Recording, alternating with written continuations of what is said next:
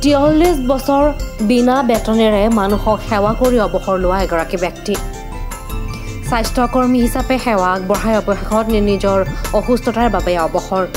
সঁচাকৈয়ে আৱেগ ভৰা এক অৱসৰৰ মুহূৰ্ত গোৱালপাৰাৰ জয়পুৰ ক্ষুদ্ৰ প্ৰাথমিক স্বাস্থ্য কেন্দ্ৰৰ এজন ব্যক্তিৰ কাহিনীৰে আমাৰ এই বিশেষ প্ৰতিবেদন 1981 চনত স্থাপিত গোৱালপাৰাৰ জয়পুৰ ক্ষুদ্ৰ প্ৰাথমিক স্বাস্থ্য কেন্দ্ৰৰ হোৱা আধাৰশিলাৰ পৰা জড়িত থাকি সুদীৰ্ঘ 43 বছৰ বিনা বেতনেৰে মানুহৰ সেৱা কৰিছিল গোৱালপাৰাৰ জয়পুৰৰ ইদ্ৰিছ আলীয়ে আজি আমাৰ এই জয়পুৰ এমপিএইচচিখন যেতিয়াই এই অঞ্চলৰ মুৰব্বীয়ে স্থাপন কৰিবলৈ ভাবিছিল সেই সময়ৰ পৰাই আমাৰ আজি বিদায়ী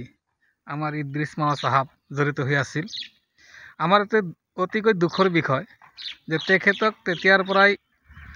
চতুৰ্থ বৰ্গৰ কৰ্মচাৰী হিচাপে সেই সময়ৰ মই মুৰব্বী বা সেই সময়ৰ কমিটিয়ে তেখেতক নিয়োগ কৰিছিল কিন্তু বিভাগীয় কৰ্তৃপক্ষৰ পাকচক্ৰত পৰি তেখেতৰ চাকৰিটো কোনো চৰকাৰীকৰণ নহ'ল চাকৰিটো চৰকাৰীকৰণ নহ'লেও 1981 চনৰ পৰা আজিৰ দিনলৈকে তেখেতে আমাৰ এই স্বাস্থ্য কেন্দ্ৰটোৰ ভাৱে যে কাম কৰি আছিল তেখেত আমাৰ এই প্ৰতিষ্ঠানখনৰ সৰ্বতোপ্ৰকাৰ উন্নতিৰ কাৰণে নিজকে আত্মবলিদান দিছে বুলি আমি ক'ব পাৰোঁ জয়পুৰ স্বাস্থ্য কেন্দ্ৰৰ চতুৰ্থ বৰ্গ পদৰ আশাৰে বিভিন্ন উচ্চ নিম্ন পদৰ কাম কৰি নিষ্ঠাৰে সেৱা আগবঢ়াইছিল ইদ্ৰিছ আলীয়ে আমাৰ অতি শ্ৰদ্ধাৰ মৰমৰ ইদ্ৰিছ আলী চাচাক ইয়াৰ পৰা শাৰীৰিক কাৰণত বিদায় দিব ওলাইছোঁ মই চাকৰিত জইন কৰি প্ৰথম দিনাৰ পৰাই লগ পাইছিলোঁ তেখেতে হস্পিটেলখন সুন্দৰভাৱে পৰিচালনা কৰাৰ কাৰণে সকলো প্ৰকাৰে চেষ্টা কৰিছিল আৰু নিষ্ঠাৰে কাম কৰিছিল মই তেখেতৰ যিটো দায়িত্ববোধ এইটোৰ প্ৰতি সদায় চিৰকৃতজ্ঞ থাকিম আৰু এইটোৰ মই তাৰ তেখেতৰ প্ৰতি সদায়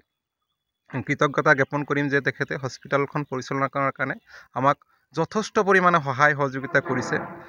এতিয়া তেখেতৰ শাৰীৰিক অসুস্থতাৰ কাৰণে আমি কমিটিৰ তৰফৰ পৰা আৰু হস্পিটেল ষ্টাফৰ তৰফৰ পৰা তেখেতক আমি বিদায় দিব লগা হৈছে অৱশেষত নিজৰ শাৰীৰিক অসুবিধাৰ ফলত